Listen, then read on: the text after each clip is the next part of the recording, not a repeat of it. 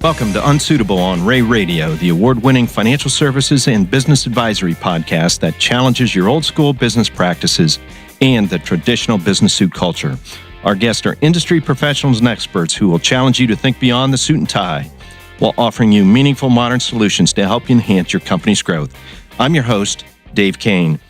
Back in 2016, more than $1 billion was extorted from individuals and organizations by cybercriminals. When you factor in costs associated with cybercrime, those costs balloon to an estimated $50 billion when you add in remediation, lost productivity, consulting, legal, and on and on and on. That was just 2 years ago, and while we may not have the current numbers for 2018, we can tell you that online criminal activity is as strong as ever. After all, with cybercrime being the leading generator of revenue for criminals, we don't see them hanging up their hats anytime soon. The cash register is open. For this reason, the topic of cybersecurity has become an essential business conversation, which is why we're happy to have Mike Moran, co-founder and president of Affiliated Resources, an IT implementation and professional services firm located in Dublin, Ohio.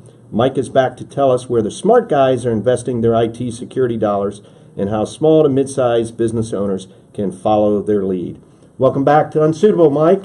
Thanks, Dave. I appreciate you having me. I always enjoy coming to see you guys. And this is you're a veteran. This is your third time on the show, and always a great guest with a lot of really good information. Well, I appreciate it. I kind of get told all the time I'm like a bad penny. I just keep showing up and showing up. So that's okay. I appreciate that. Well, thank you. So let's start with, are we winning the battle?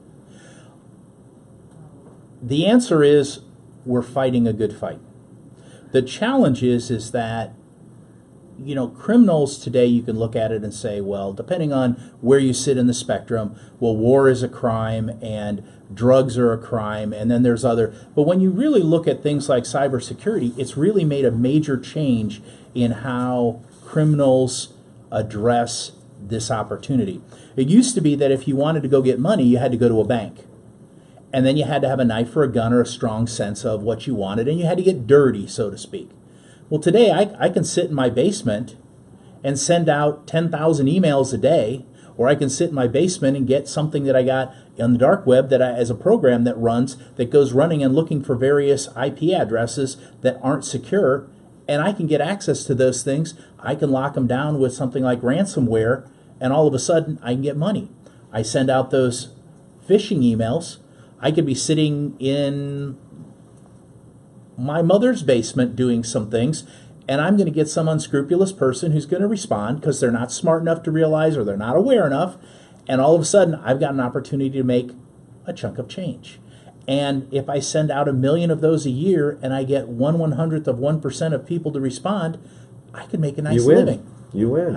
And so it's there, and they're getting smarter, and they're getting more organized, and they're getting more focused. So yeah, there's a lot of things that are going on. So it really does become more than just a nuisance. It's now a focus of how do we fight this, and how do we start not only protecting ourselves, but getting prepared so that if we do get hit, how we can recover as quickly as possible.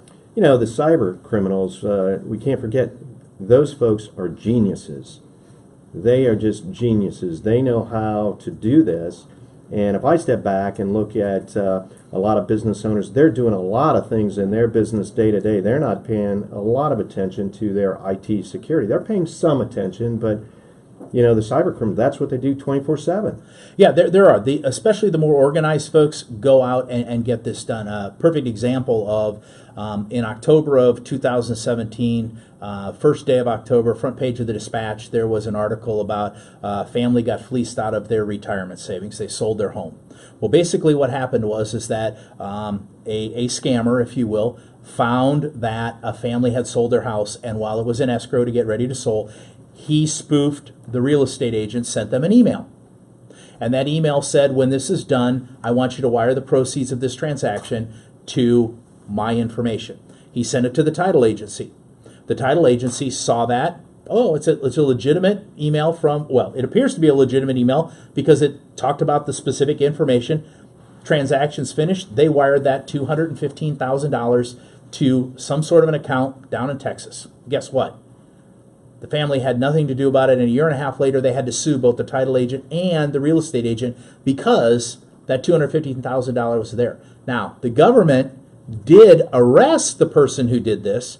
He had made $1.4 million running that same scam over and over and over again. And if you go back to a mortgage broker, the National Mortgage Association's website, they actually had been talking about that scam going on, that type of scam, since 2012. So the reality is that there is a lot of money for these guys to be made, and you just got to be vigilant. You got to go for it. Yeah. That's a great story. One is it's a smaller business, it's actually Exactly. an individual. Yeah. And we think that this, the cyber criminals and the ransomware and the ransom paid and the cryptocurrency that's out there is just reserved for larger companies. But your story, it's even trickling down to individuals, smaller businesses, and it may even be greater impact there because of lack of IT security.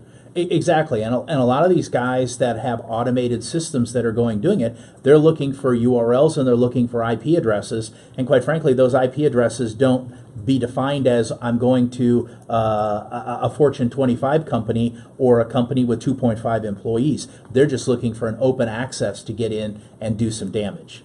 Today at lunch, I was reading our script for today, getting ready, and I looked over and I saw this business owner. I knew the individual. He had a cell phone out, and I know he was just ripping through emails left and right on his cell phone. And I thought, oh boy, how close is he looking at those emails? Well, I'll give you another example of that, and this is something that I think that we got to get to the script one of these days. Well, we will. Tell stories. But this talks about awareness. So this talks about the whole idea of awareness, and one of the things that the smart guys are spending their money on is they're looking at a thing called user awareness or user awareness security training, and I'll talk a little bit more about that. But I'm going to follow through on that. What you're seeing with mobile phones, and that is one of the more growing areas of people getting access, they will send you a phishing email. And a phishing email is an email from someone who is trying to get you to either click on something and open it or provide your credentials. And it can be very targeted, as it was in the case of that mortgage scenario I explained, or it can be just kind of something general, whereas we've all received them. I am Prince, somebody from Nigeria, and I've just received a whole lot of money, and if you'll help me, that's an example of a phishing email. And believe it or not, they're still fairly successful. When you're on your phone, it's pretty hard to see who that email is actually originating from. You see that it comes from Dave Kane, but if you were actually on your desktop or your workstation, your laptop, if you will, and you clicked on that email and you saw it in the preview window of your Outlook scenario, it might say that it's from dave.kane@deweycheathamandhow.com. And if that's the case, well, then you know that, hey, that's not the Dave Kane from Ray & Associates. So that's one of the problems. I got that situation happen to me. I got a note from American Express that my account had been locked. I looked at it on my phone, and I almost hit the button, and then I remembered, hey, dummy, go home and look at it. So I got back to the hotel, I looked, and sure enough, there was no phone number, there was nothing, and then I looked at who it was from, and it was from dave.@capturex.com. That one went right to the junk mail. So that's an example of what that is, and that's part of the user awareness training. So I'll take a step back and talk about that. The first part of is that people are spending money on trying to identify where their risks, their exposures, and their threats are. So they're going out and doing risk assessments. They're doing network assessments. Obviously, if you've got compliance challenges like HIPAA compliance or NIST 800-171, you're going to go out and do a risk assessment for that scenario. But they're looking at those things to identify where are our challenges. And a perfect example is an organization that has grown over the last 5 or 10 years, and they've added different functions. Maybe they're a manufacturer, and all of a sudden they have specific components that they use in their manufacturing. Well, those third-party vendors now want to get in and be able to manage it so they can do a better job of maintaining that equipment, keeping it up and running so that you're satisfied with it. Well, they need access through your network. Well, if your network isn't designed to segment those things, someone can get in and do this. Now, I'll explain a perfect example. Last week, I was down in Southern Ohio speaking to a group of 30 school districts and municipalities about cybersecurity issues and compliance work that they needed to do. And it was a very reasonably well-received thing. Everyone kind of said thank you and clapped nicely, and we went home. on Monday morning, I got a phone call from one of the attendees that they had been hit from ransomware. And I asked, have you determined where it came from yet? And they said, yes. We had a port open for our third-party HVAC maintenance vendor to be able to access our systems and control our HVAC systems to help us drive the cost down of our HVAC systems. And that's how the bad guys got in. They were infected with ransomware, and they had a problem. So that's an example of doing that, identify my issues. So they're looking at those assessments and that to identify what they need to do and then build a plan to get it fixed. Good. That's item number one. Good. And let's continue on the theme of where the smart guys are investing their IT security dollars. I think in the past, and not so distant past, is that spending dollars on IT security was not in the strategic plan or not a high budget item. I think the smart guys have figured out we've got to spend more money in that area. Yeah, it is. And I think, I kind of identified 3 areas that I think we're seeing people step up their expenditures in that. And the first one, as I said, is getting that assessment, getting that scenario of understanding where we are, getting a risk assessment. The second area comes in the idea of the National Institute of Standards and Technology, or NIST, if you will. They actually publish a cybersecurity framework, and it starts with identify. So that idea of following getting a network security risk assessment covers that identification. The second area is protect. And this is where people have traditionally spent their money. They bought a firewall, they get antivirus, they have malware, they have a spam filter. Those are things to protect you. The third area is in detect. And detect is where I put things like user awareness training, but detect are the things that allow you to understand that you're having an event or a potential event faster and more effectively. And they're spending their money on that. Protection, they're still keeping their expenses, their investment there, but they're really investing in this because the issue is the faster I can find that I have a problem, the faster I can fix it, and the lesser amount of damage that potentially can be done to my organization. So that's the second area, is tools that can detect, intrusion detection system, things like user awareness. All of these things are part of that detect, find out I got a problem faster so that I can work through the other steps. Sure. And I want to share with you, I did go to your website, kind of check out some of the blogs and reading material, and well done, good stuff on there. But there was a line in there that caught my attention, and I wanted to kind of share that with you and get your approach. And it says, have you outgrown your current approach to IT services and support? Mm-hmm. Have you outgrown your current approach? And in your experience and your travels, are companies really outgrowing their support, their IT? I think in many cases they have an opportunity to do that, and here's how I would describe that. They are used to having an IT team, or they're used to having somebody that's helped them out for years, but they've grown. They've added facilities, they've added offices. Maybe they merged with another firm and got more people. They've now got additional applications. They're now using things in the cloud. They have additional responsibilities because now they look at, how do I take care of my infrastructure so that instead of having 30 servers, I have 3 that are virtualized. They look at the idea of the onset of people bringing in their own devices to the office. I've now got Wi-Fi. I've got third-party companies that are trying to access my infrastructure. Yet they still have the same network topology that they had when they were 1/3 or 1/4 the size. They didn't have any of those things. They've never taken the time to go back and do that. And that's part of that identify step. Do a risk assessment and understand those things.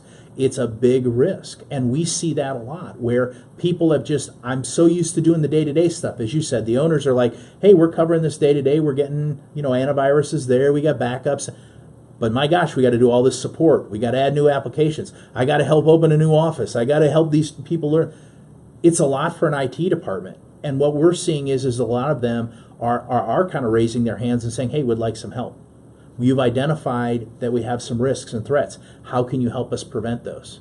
How can you help us get that done? And a lot of third-party companies today have the ability to help companies that don't have an IT staff, but the more experienced and growing ones see an opportunity to help those with an IT staff start to level the playing field a little bit because they can help them with specific levels of expertise. That's a good point. I think the smart guys are recognized, hey, we have an IT department, but even if we have an IT department, we occasionally need an outside IT auditor, if you will, to look to see if we're we're on pace. Does this make sense? And we see that as kind of that first step, and then the second step is those detection tools. We're involved in a lot of that with our customers. They want us to follow that because we have more sophisticated systems.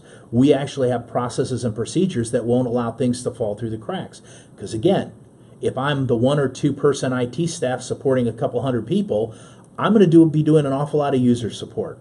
I'm going to be doing an awful lot of ad hoc work that just magically pops up. Well, a lot of times I don't have time to focus on making sure that I can cycle back and get all my antivirus updated. I don't have time to recognize that Dave Kane, who leaves every day at 5 o'clock and never logs into a system, has started to log into a system at 8, 9, 10 o'clock at night. And nobody's there to follow up and say, hey, Dave, what's going on? Well, Dave may have some new things that he's trying to get prepared for, and he wants to do that. But then again, maybe Dave's not doing it at all. But they don't have the time or the bandwidth to do that. That's where they come to companies like us and say, help us out. And I'm not saying that we're alone in that. There are others that do it. I'm just saying they look at where, hey, can we find a solid third-party organization to help us out? You and I talked about this over beer a couple months back. Dave, I apologize. We did not talk. You had a beer. I did not. My wife would not be happy if she heard I was drinking beers with you. Oh, well, that was a cocktail then, wasn't it? It was a water cocktail with a lime, yes. Okay. Let the record reflect. Thank you. Yeah, let's strike that from the podcast. Thank you. But whatever, we were talking about how IT departments are stretched, where some of the IT departments now are in charge of the computer, the phone system, the loudspeaker that plays the music throughout the office, maybe the lighting outside in the lobby. The video conferencing, the security, and all the applications. Yes. Yeah. So, again, how are the smart guys investing their dollars to offset that? So, in some cases, they've looked at this and said, I've done my assessment and I understand where my risks are. I have developed an IT strategy to understand where we are as an organization. I'm putting my tools in from a security perspective, but I'm also looking at saying, hey, I had a network that I found out was a little outdated, and my switches, which I never think about, were 5 or 6 years old. We need to upgrade our network to be able to support those things. And oh, by the way, we did a Wi-Fi system 5 years ago, and it seemed to work fine. But today we have twice as many employees, and every one of those employees has a mobile phone that they want to try and suck our Wi-Fi out. And we bring guests in all the time, and they want to use the Wi-Fi. And oh, by the way, we have many people who use laptops and walk around in our conference rooms. Is the Wi-Fi overdone? They're looking at how do they upgrade their infrastructure? How do they look at being in a position to do strategic investments in their technology to move things forward? There's big discussions among folks in the SMB world is, do I keep it on site or do I move it to the cloud? In many cases, in fact, I noticed in your newsletter that I received, they talked about, QuickBooks. Do you do QuickBooks on site or do you do QuickBooks in the cloud? And again, it depends on the organization. It depends on the culture. It depends on a lot of that. It comes back to the business strategy. We have customers that are perfect. They're perfect fits for going to something like Microsoft's Office 365, but the executives in the company say, no, we're not. We're going to keep that on house. We're going to keep that in premise. Yet we have other customers who maybe it's not the smartest thing in the world for them to do, but for whatever reason, they're sold on the cloud and everything has to go there. So we as a company are really good at helping our customers go through and make those decisions, giving them the options to make those decisions, and then working with them on what about your infrastructure do you need to upgrade? What about your applications do you need to upgrade? What about your security do you need to upgrade? How can we help your team be more productive in their efforts to accomplish your organization's mission? Okay, let's play true or false. Okay. You like that game? Depends. Okay. All right, I'm putting everything on the cloud. Do I have a greater risk or less risk? It depends.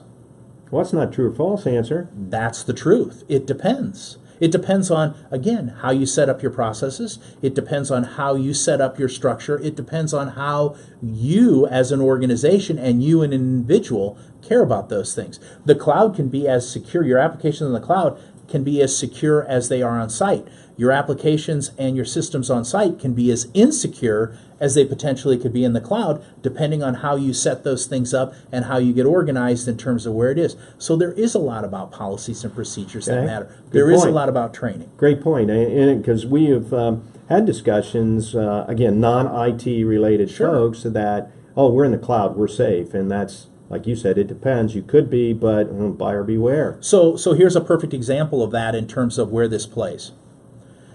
I go to Google or I go to Microsoft and I go to a Office 365 or Google's suite for business. Most people don't realize those systems aren't backed up. Yeah, but it's in the cloud. It'll always be there.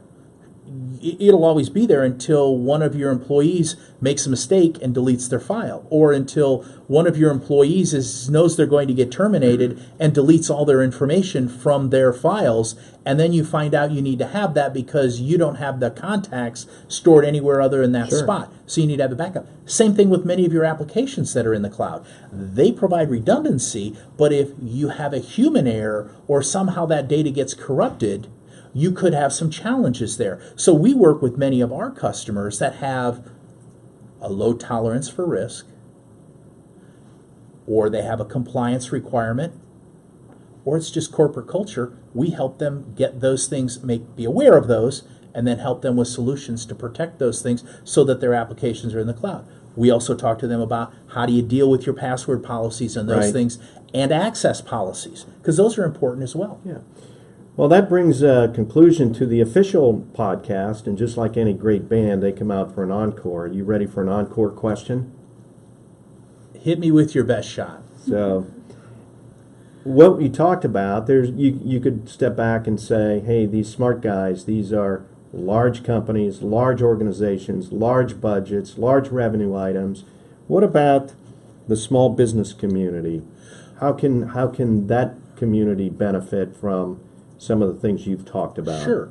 I think everyone could benefit from a risk assessment. And based Okay. on the size of your organization, determines in many cases what that costs and how thorough it needs to be. For example, a risk assessment for Ray & Associates would be significantly more expensive than that for an organization with one office and 25 employees. I think the second thing to look at is that the costs of some of these technologies have scaled way down for the small business. Where years ago you couldn't do it, well now you do. Office 365. Everybody says, well, it's $20 a user. Not necessarily in a small business. It's $12.50, and you can just have email for certain people. There's two examples. A third example just comes back to the idea of using a third party. If I go to hire a staff person, I could be spending $50,000, $60,000, $70,000, $80,000 plus benefits and a whole lot else, because I don't manage them, I don't give them a number of things, because that's not my job. My job is to do what I do. It might be to manufacture something, or it might be to provide a professional service. A third party can provide a team of people with processes, with procedures, with tools that can help you do that in a cost-effective manner. Good point. Good point. Now, I want to go back to something you said earlier about when we had beers over the local tavern. Was that on your expense account or mine? I honestly don't remember. Okay, we got to do that again sometime soon and dig into this. I would be happy to. And by the way, it's almost football season, so we can have a good time talking about football. You notice I haven't asked you any questions about football. You do notice that. It is outstanding. It is outstanding. So our guest today has been Mike Moran, president of Affiliated Resources located in Dublin, Ohio. Mike, can you shout out your website? There's a lot of good stuff on there. Sure, I'm going to say it slow. www.aresg, as in George, rp.com. Great.